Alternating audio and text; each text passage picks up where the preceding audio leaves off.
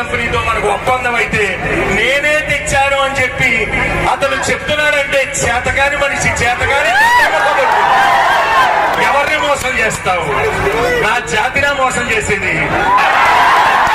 ఇవాళైతే మాకు బతుకు తెరువు లేక బతుకు తెరువు వెతుక్కుంటూ ఇవాళ మేము సముద్రం పక్కకి, గోదావరి పక్కకి వెళ్ళాం. కానీ ఎక్కడా ఎవరిని దేహి అని